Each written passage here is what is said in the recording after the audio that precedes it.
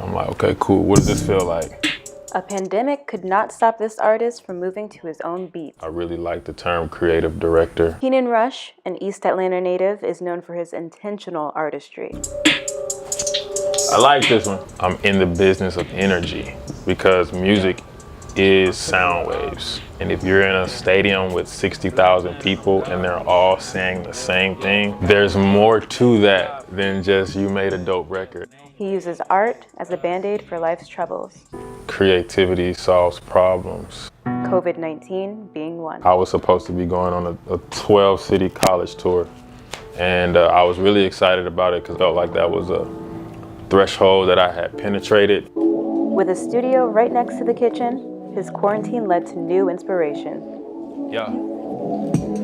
I feel like I make music best when people are around me living. Somebody might be cooking that might infiltrate my membrane. Those like subtleties, they translate to things in the music. What he cooked up turned into an overflow of newfound support. Fans, friends, colleagues within the space, they really championed, our consistency during a time where it was just like, well, what do, you know? He looks forward to having the freedom to perform again post-COVID. Freedom. Until then, his number one priority is for his art to make everything good. Make everything good. Make everything good. How did this saxophonist make it through COVID? Stay tuned to find out. I'm pretty sure everybody know this song. Everything she touches turns to gold. Her magical fingers are known for the captivating sound they help produce.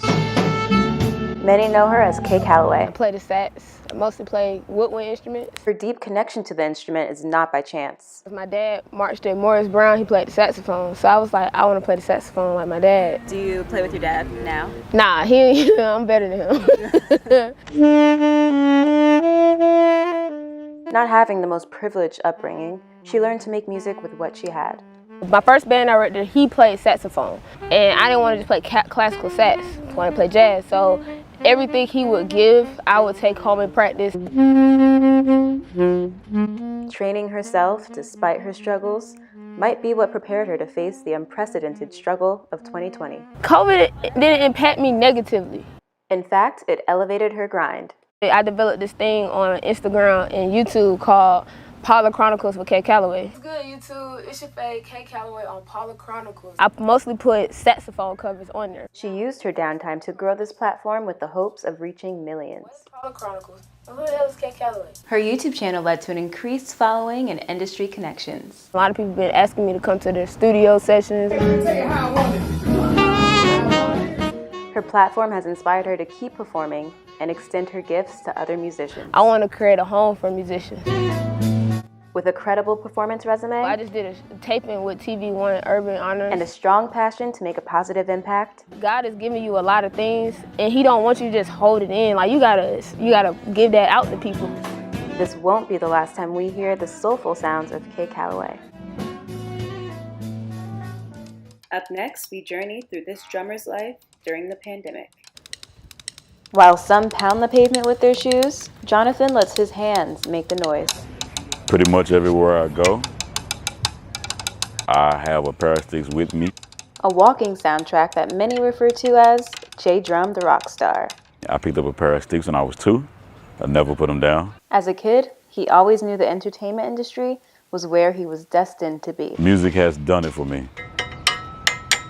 Luckily, he was able to use drumming as an escape from some of life's hardships. Now, our parents caught COVID, so I had to live out of a hotel. He used his time of solitude as motivation to seek new opportunities. But one thing that helped me stay grounded was the ability to be able to play drums for church.